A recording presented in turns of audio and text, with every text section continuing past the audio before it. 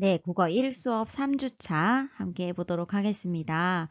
지난주에 쉬고 왔더니 반가운 건 나만 그런 건 아니겠죠? 네, 그랬으면 좋겠어요. 여러분들 시작하기 전에 알고 있겠지만 주의사항 보도록 하겠는데요. 오늘은 국어 교과서 필기할 일이 많습니다. 그러니까 국어 1 교과서 챙겨주시고요. 그 다음에 두 번째 영상까지 보고 난 다음에는 국어 공책이 필요해요. 그러니까 국어 교과서, 국어 공책 필기구 준비해 주시고요. 언제나 강조하지만 이 영상은 우리 구봉중학교 1학년 학생들을 위한 영상입니다. 그렇기 때문에 우리끼리 즐겁게 잘 보고 듣고 했으면 좋겠어요. 그리고 마주하지 못하기 때문에 더 많이 배려하고 존중하는 선생님 그리고 여러분들이 되었으면 좋겠습니다. 네, 먼저 지난번 우리 구글 설문으로 받았던 국어 공책 이름에 대한 이야기부터 나눠보고 싶습니다. 정말 다양한 이름들을 만들어 주었는데요. 나중에 우리 교실에서는 국어 공책 이름 가지고 빙고 한번 해봤으면 좋겠어요. 자, 여러분, 가장 많은 이름, 생각외로 이렇게 똑같은 이름이 많아서 깜짝 놀랐는데요. 가장 많은 이름이 있었어요. 한번 어떤 이름인지, 그리고 내 이름은 어디 나오는지 같이 한번 보도록 하겠습니다. 네, 정말 다양한 이름 오류 아니었어요. 줄공책 저렇게 많아요. 화이팅 아리아리도 있고요. 누나가 동생에게 준 공책 뭐 이런 줄임말들도 있습니다. 열심히 해보겠다는 마음을 담은 공책도 있고요. 열심히 그리고 네, 눈에 띄는 누군가의 배운 국어 공책 동반자 네, 오른손 긴급대 뜻들이 너무 다 좋은 거예요. 그래서 깜짝 놀랐어요. 되게 소설 제목 같은 그런 이름들도 눈에 보이죠. 네, 꽃게 스프링 국어 공책 굉장히 많은 사연들을 가지고 있습니다. 그리고 여러분들의 어떤 그런 마음들, 국어 공부를 시작하는 마음, 그리고 새학년을 시작하는 마음들을 굉장히 많이 담아줬더라고요. 그리고 우리가 실제적인 것도 무시할 수 없죠. 국어 1 공책, 줄 공책 이런 이름도 정말 좋습니다. 우리가 무엇을 하고 있는지, 무엇을 해야 하는지 그렇게 기억하면서 잘 해봤으면 좋겠어요. 그래서 여러분들의 이름이 너무나 소중해서 처음에 몇 개만 이런 게 있어요 라고 말하려고 했는데 아까워서 안 되겠더라고요. 그래서 구글 선문에 적어줬던 모든 이름을 지금 여러분들 함께 보고 있습니다. 어떤 공책 이름이 눈에 들어오나요? 그리고 내 국어 공책 이름은 무엇인가요? 친구들의 이름과 나의 국어 공책 이름 같이 봤으면 좋겠어요. 김춘수 시인의 꽃에 이런 구절이 있죠. 그의 이름으로 불러주었을 때 나에게로 다가온 꽃이 되었다. 국어 공책도 마찬가지인 것 같습니다. 여러분들이 국어 공책에 이름을 지어서 마음을 담아 불러주었을 때 그 국어 공책이 또 여러분들의 어떤 특별한 선물, 보물이 될 수 있지 않을까 하는 생각도 들어요. 아직 이름을 정하지 못한 친구들은 한번 이름 정해봤으면 좋겠고요. 지금 정한 이름 계속 가지고 가도 되고 바꿔도 좋습니다.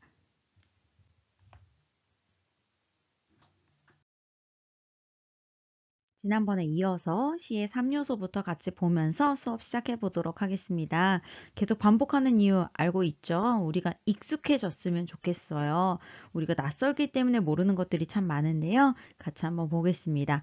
자, 운율, 음악적 요소였고요. 그 다음에 심상, 네, 회화적 요소, 그리고 주제, 의미적 요소라고 이야기를 했었습니다. 그리고 이와 관련해서 시어의 두 가지 특징 같이 이야기했었죠. 함축성, 그리고 다의성, 모호성 이렇게 이야기를 했어요. 그리고 지난 시간에 했던 거 우리 지지난주라서 까먹었을 수 있는데 우리 같이 한번 해볼까요? 네, 분위기는 정서는 어떻게 튀어나왔어요? 안 튀어나왔어요? 튀어나왔으면 훌륭합니다. 네, 다시 한번 지난번에 이야기했던 것 중에 하나 분위기는 내 거, 나의 것이기 때문에 내가 느끼는 그것을 그냥 그대로 이야기하면 됩니다. 그 다음에 정서는요. 그 이야기의 주인공이 어떤 감정을 느끼느냐 그 사람의 자리에서 그 사람의 마음을 들여다봐야 하는 거예요. 그래서 분위기는 내 거, 정서는 네 거 이거 같이 기억하면서 오늘 한번 시작해 보도록 하겠습니다.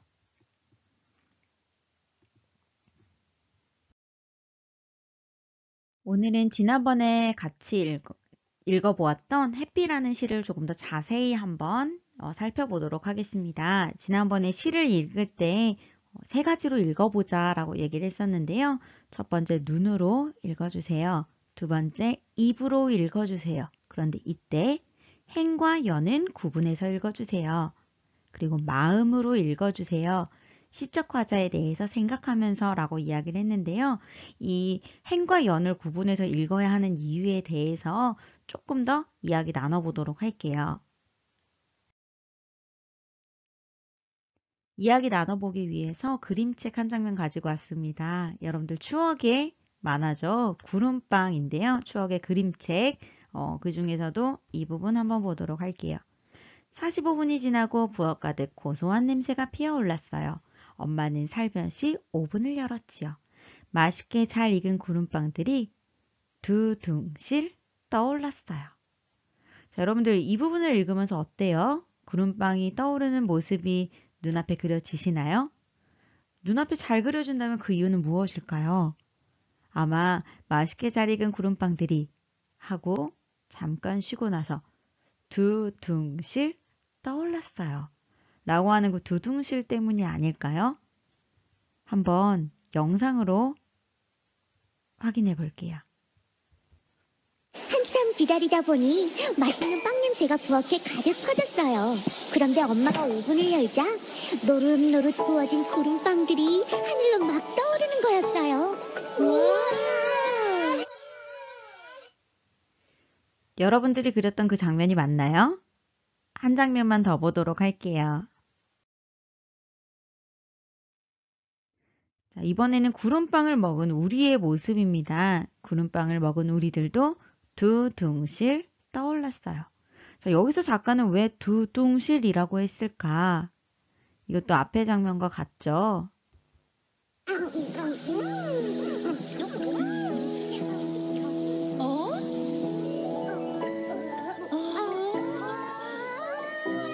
얘들아 조심해. 천장에 부딪힐라. 구름빵을 먹고 나니까 우리도 구름처럼 막 떠다녔어요.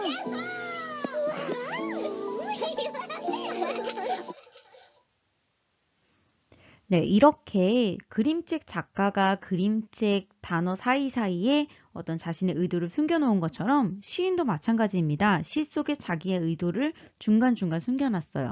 어떨 때는 단어에다가 어떤 단어의 의미 속에 숨겨놓을 때도 있고요. 어떤 문장들이 서로 마주치면서 그런 의미가 살아날 때도 있고요. 그런데 기본적으로 행과 연은 그냥 너무 길어서 자른 게 아니라 어디서 어떻게 자르느냐에 따라서 그 작가의 의도가 그 속에 들어있을 수 있다는 거예요. 그렇기 때문에 여러분들이 시를 읽을 때 행과 연에는 꼭 신경 쓰면서 읽어주었으면 좋겠습니다. 자, 같은 내용이지만 어때요? 행과 연에 대한 이야기를 나누고 오니까 조금 더 의미 있게 보이지 않나요? 네, 오늘은 한번 성우의 목소리로 햇빛 들어보도록 하겠습니다. 햇빛 윤동주 아시처럼 나린다. 보슬보슬 햇빛 맞아주자 다같이 옥수수대처럼 크게 다짜 여짜 잘하게 해님이 웃는다. 나보고 웃는다. 하늘 달이 놓였다. 알롱알롱 무지개 노래하자 즐겁게 동무들아 이리 오나 다같이 춤을 추자. 해님이 웃는다. 즐거워 웃는다.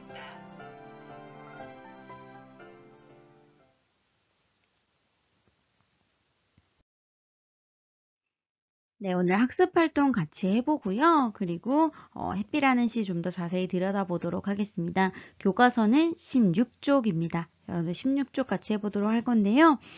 이제 선생님이랑 학습 활동을 같이 해결할 거지만 여러분들이 선생님이 말한, 선생님이 적은 것들을 그대로 여러분들의 교과서에 적지 않았으면 좋겠어요.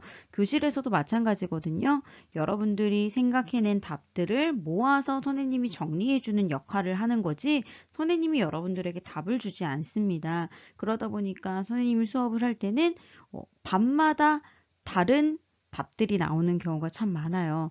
그 이유는 문학에는 사실은 정답이 없기 때문입니다. 다른 경우가 많지 틀린 경우는 없더라고요. 그래서 여러분들이 먼저 여러분들의 답을 생각해 봤으면 좋겠고요.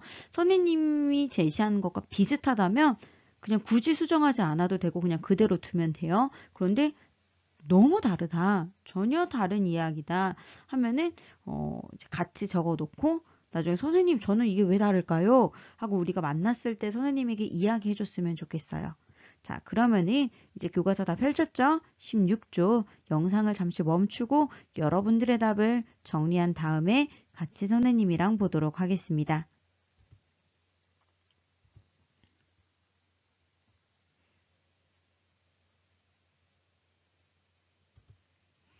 네, 여기에서는 두 글을 제시하고 있습니다. 이 시의 제목인 햇빛의 특성을 정리하기 위해서 햇빛란 무엇인지에 대한 글, 그리고 여우비라고 하는 또 다른 시를 가지고 왔어요. 자, 그 밑에 말풍선을 보니까요. 이 자료를 보니 햇빛과 여우비는 같은 비구나. 그리고 햇빛의 특성은 뾰로롱이다 라고 정리할 수 있겠어 라고 이야기를 하고 있는데 그 답을 한번 정리해 보도록 합시다. 자, 우선 햇빛이라고 하는 것은 이렇게 정의를 이야기하고 있죠. 그래서 이런 비를 여우비라고도 했다고 해요. 그래서 요걸 가지고 네, 박목월 시인이 시를 적었습니다. 자, 그럼 햇빛의 특성은 무엇일까요? 네, 좋아요. 이 정의 그대로 써줄 수도 있겠죠. 햇빛이 쨍쨍 내리는 날에, 원래는 먹구름이 껴야 되는데 쨍쨍 내리는 날에, 또 잠깐 내리다가 금방 그치는, 그러다 보니까 무지개가 잘 생긴다. 네, 이런 것들을 여러분들이 같이 정리해 주시면 되겠습니다. 자, 그리고 그것을 가지고 이 시의 분위기를 말해보자라고 했는데요. 기억하죠? 분위기는 그렇죠. 그러면 누구 이야기 적으면 되겠어요? 네, 여러분들이 이 햇빛이라는 시를 읽으면서 느꼈던 그 느낌 말들을 거기에다가 한 두세 가지 이상 적어주었으면 좋겠어요. 네, 그러면 그 다음 문제 넘어가 보도록 하겠습니다. 자, 이제 교과서 17쪽 학습활동 같이 해보도록 하겠습니다. 이것도 마찬가지죠. 여러분들 17쪽과 18쪽에 있는 학습활동 해결하고 나서 그 다음에 선생님이랑 같이 보도록 할게요. 17쪽과 18쪽까지 해결하고 다시 보겠습니다.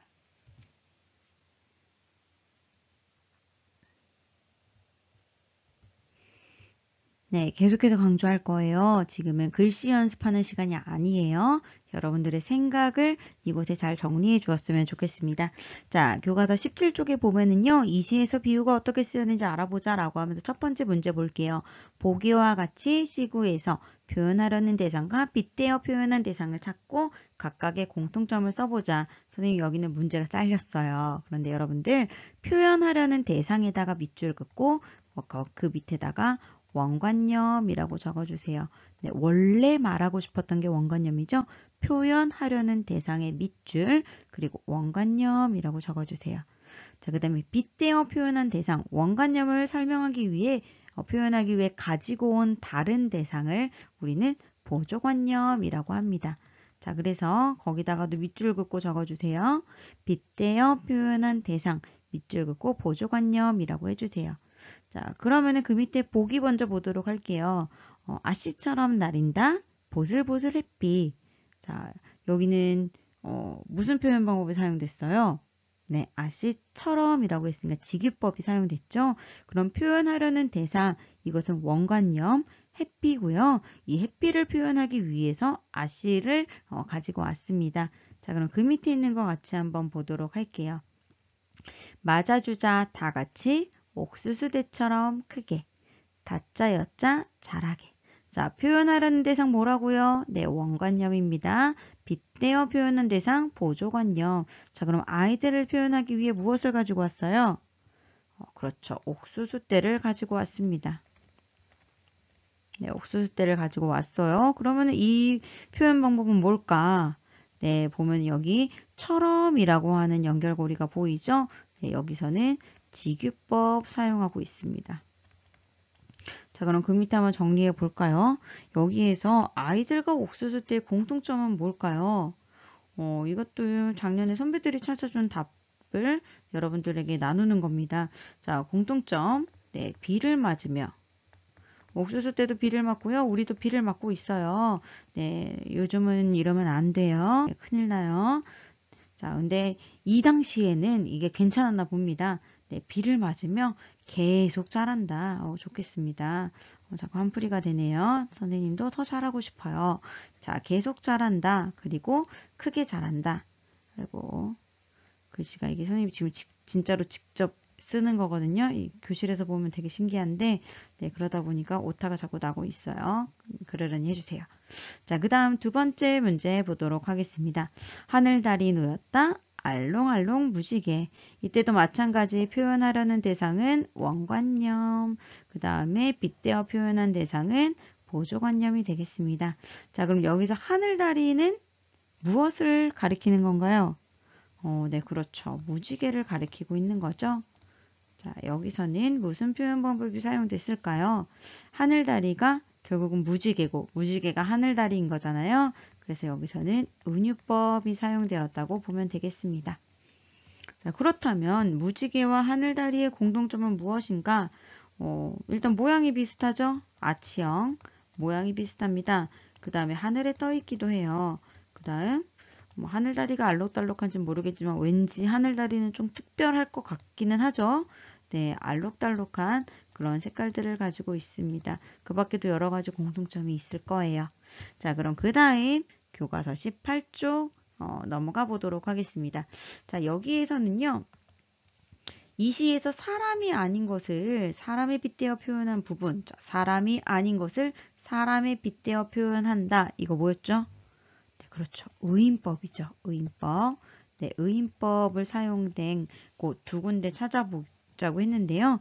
네, 여러분들 아마 찾았을 겁니다. 거기 보면은 1년과 2년의 마지막이죠. 거기에서 거기 해님이 웃는다. 나보고 웃는다. 여기 적어주시고요.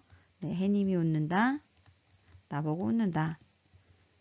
선생님은 이렇게 생략하지만 여러분들 적어주겠죠.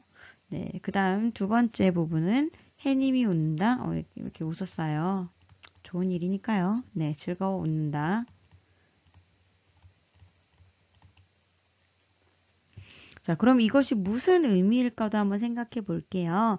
해님이 웃는다. 나보고 웃는다. 이건 무슨 의미일까요? 일단 해가 쨍쨍하다라고 볼 수 있겠죠? 네, 해가 이렇게 햇살이 이렇게 기분 좋게 내리쬐고 있는 것 같아요. 그리고 일단 내가 즐거운 것도 있겠죠. 그래서 어떤 내가 친구들과 함께 있다 보니까 나의 기분이 즐거운 그런 의미도 아마 있을 것 같습니다. 여러분들 그렇잖아요. 내가 기분이 좋고 행복하면은 이 세상도 참 아름다워 보이지만 반대로 내가 좀 힘들고 어려울 때는 그냥 넘어갈 법한 그런 것들도 더 어렵게 느껴지기도 하더라고요. 자, 그 다음 해님이 즐거워. 이것도 아마 쨍쨍 햇살이 환한 그런 의미가 될 수도 있을 것 같고요. 그만큼 나와 친구들의 모습이 즐겁기 때문에 아마 해님도 우리를 보면서 이렇게 같이 즐거워하지 않을까. 그래, 그런 의미로 우리가 생각해도 좋을 것 같습니다. 내 친구들과 즐겁다. 혹시 여러분들이 다른 답 적었으면은 좋아요. 다양한 생각들을 했으면 좋겠고 다양한 의견들을 나눴으면 좋겠어요. 자, 그러면은 이렇게 18쪽까지 해봤습니다. 19쪽 넘어가 보도록 할게요. 19쪽 학습 활동 같이 한번 해보도록 하겠습니다. 이 시에 나타난 비유의 표현 효과를 알아보자 라고 했는데요. 여러분들 먼저 작성해보고 그 다음에 선생님이랑 같이 살펴보도록 할게요.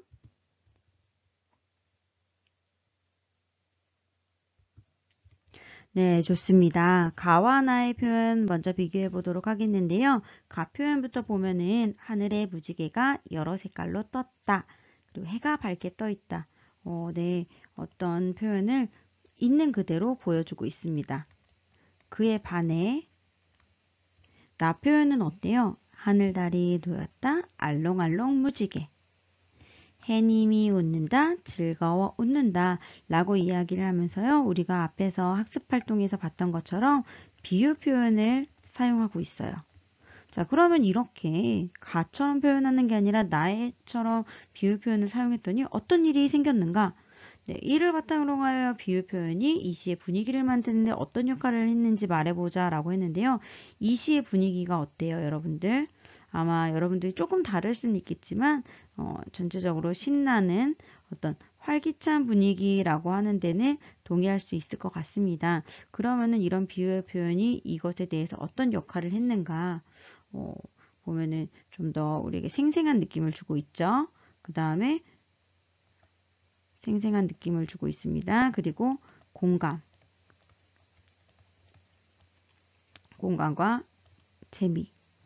또 여러분들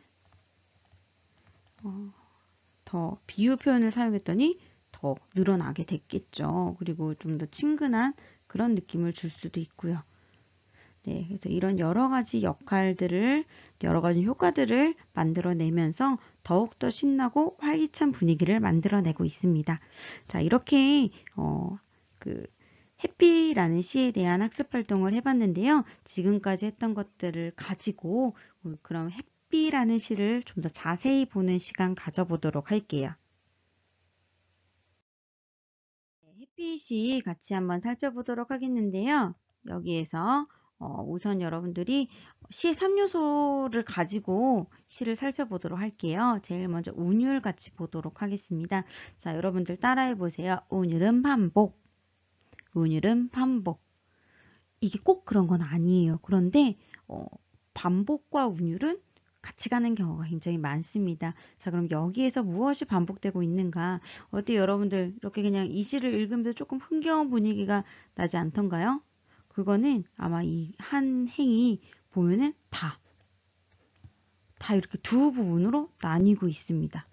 그쵸? 그런데 이제 박자가 느릿느릿한 게 아니라 정말 통통통통 걸음을 걷듯이 하고 있어요. 이런 경우 한 행을, 한 줄을 몇 부분으로 나누어 읽는가를 이야기할 때 우리나라에서는 음보라는 개념을 많이 쓰고 있는데요. 그래서 여기에 이음보의 이런 운율을 보여주고 있다라고 보시면 되겠습니다. 끝까지 마찬가지죠. 자, 그 다음에 여기서 반복되는 거 한번 찾아볼게요. 반복되는 거. 네, 이런 거예요. 다. 아씨처럼 나린다. 하늘, 달이 도였다. 여기도 보면 해님이 웃는다. 나보고 웃는다. 해님이 웃는다. 즐거워 웃는다. 이런 거 있죠. 그리고 또 반복되는 거 뭐 있어요? 네, 맞아주, 자. 다자, 여자는 조금 다르기는 해요. 그런데 그냥 뭐 글자로만 보면은 비슷할 수도 있겠지만 이제 문장 구조로 보면은 맞아주자 다 같이 노래하 자 즐겁게 다 같이 춤을 추자 이렇게 볼 수 있겠습니다. 자, 그 다음에 옥수수대처럼 크게 다자 여자 잘하게 그 다음에 노래하자 즐겁게 네, 반복되는 게 되게 많죠. 그래서 다, 자, 그리고 개 이런 것들이 반복되면서 운율을 만들어주고 있습니다. 자, 그럼 그 다음 심상 한번 봐볼까요? 심상은 여러분들 우리 오감 생각하면 된다고 이야기했죠. 자, 오감 뭐이나 볼까요? 눈으로 보는 시각, 코로 맡는 후각, 입으로 맛보는 미각, 귀로 듣는 청각, 피부로 느끼는 촉각이 있습니다. 자, 그럼 이 시에서 가장 주된 심상은 뭔가요? 네, 여러분들이 아마 이 시를 읽게 되면은 자박자박 빗소리가 들리는 것 같나요? 아니면은 여러분 알죠? 젖은 땅에서 나는 그런 비 냄새가 나는 것 같나요? 혹은 아이들이 뛰노는 모습을 보는 것 같나요?